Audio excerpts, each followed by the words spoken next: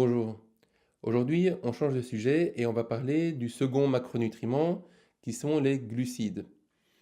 Alors les glucides, qu'on appelait avant hydrates de carbone, parce qu'on pensait que c'était de l'eau liée à du carbone, sont en fait des chaînes d'atomes de carbone, d'hydrogène et d'oxygène. Les glucides sont la forme principale, ou en tout cas préférée, d'apport énergétique pour le corps humain. On retrouve les glucides à peu près dans tous les aliments. C'est un peu comme les protéines. On va les retrouver aussi bien dans les fruits, dans les végétaux, que dans les sucres raffinés, dans dans les graines, etc., etc. En fait, on peut dire que les trois macronutriments se retrouvent dans à peu près tous les aliments non raffinés pour l'homme. Quand on parle de glucides, on parle souvent de sucres simples et de sucres complexes. Les sucres simples, c'est ce que notre corps utilisera comme briques de base. Ce sont le fructose, le glucose et le galactose, par exemple.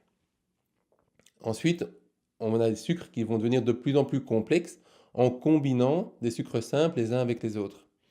On va avoir des sucres complexes qui sont digestibles et des sucres complexes qui sont non digestibles. Ceux qui sont non digestibles, on les appelle les fibres alimentaires. Donc dans les sucres, dans les glucides, on retrouve les sucres simples, les sucres complexes comme les féculents, l'amidon, etc.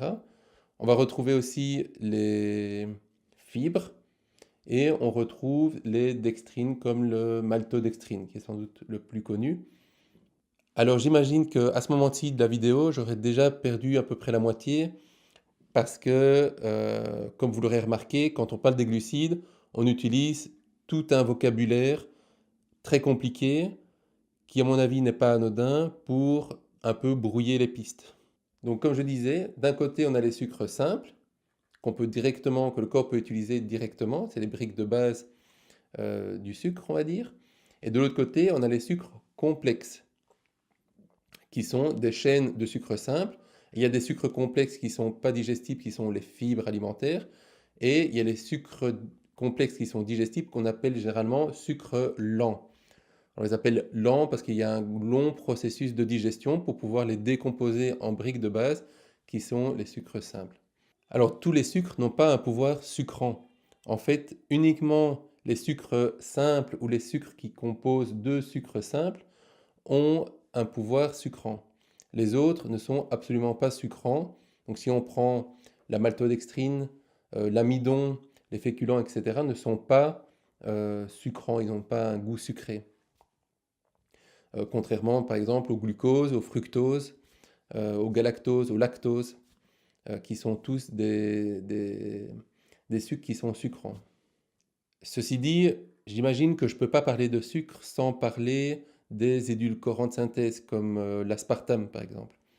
L'industrie agroalimentaire est tellement créative, elle foisonne d'idées pour créer des nouvelles substances chimiques qui permettent de euh, manipuler notre goût, que je ne vais pas rentrer dans ces vidéos dans le détail des édulcorants de synthèse. Alors juste mon avis sur la question, je pense que la plupart des édulcorants de synthèse sont des poisons. C'est un avis qui, je pense, est assez partagé dans le milieu de la naturopathie. Euh, mais peut-être que je ferai une vidéo plus en détail plus tard si j'ai le temps. Voilà pour aujourd'hui et je vous dis à demain.